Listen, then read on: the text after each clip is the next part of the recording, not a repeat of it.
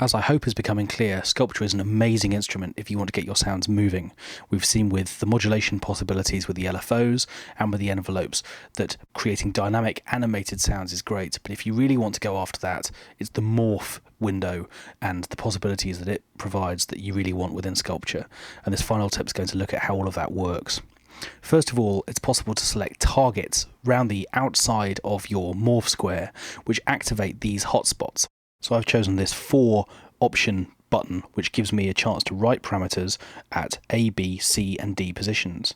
And each of these positions relates to a snapshot of values in the material dial, within the object window on the left hand side, a whole series of individual parameters that can be written. So what I'm doing is to go round and create a different change in material at each of my 4 locations. So basically A has its specific snapshot, so does B, so does C and so does D. And what I can then do within the morph window is to activate an envelope that will allow my sound to roll from one position to another, filling in the timbral variations between them. So what I've done is to create an envelope which moves from A to B and which will then zip off to different sides of the square with the sound changing at every stage along the way. So as I move these locations, you can see them represented in the envelope window below the morph square. So as I pick an individual point, you can see that represented in the envelope window below. This is point number 1. So when I press a note,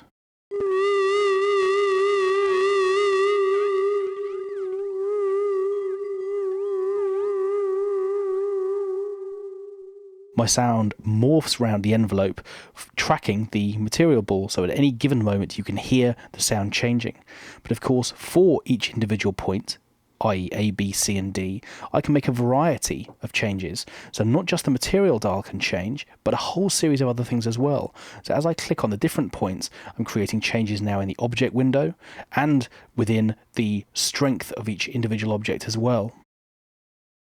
So I can just go round one particular location at a time and set the parameters however I like for media loss, resolution, tension mod, you name it.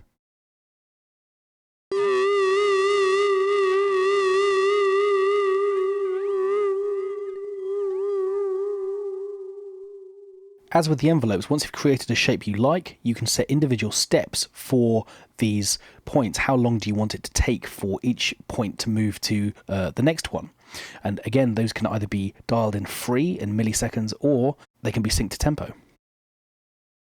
It's also possible to randomize the effect that the morph square will have. So I've set a random value here, which basically means that the parameters that we're morphing will be randomized rather than simply tracking the path that we've set for them. Alternatively, we can record our own shape with the combination of a note and a movement of the red ball in the morph square. So as I play a note and move the morph ball, we'll see that happen.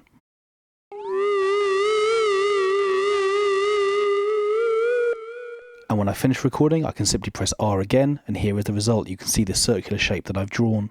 So rather than now having a very linear shape, I can now take the individual points and drag them out so that I can place them wherever I like. And in the window above, in the material square, you can see a ghost of wherever this point is placed. Remember, I've got settings A, B, C and D. So as I move a particular point within my envelope, I can see, relative to those points, what will be happening at that moment within my envelope shape. When I let go of it, I'm in a position to go back to any of my points and make some more dramatic changes.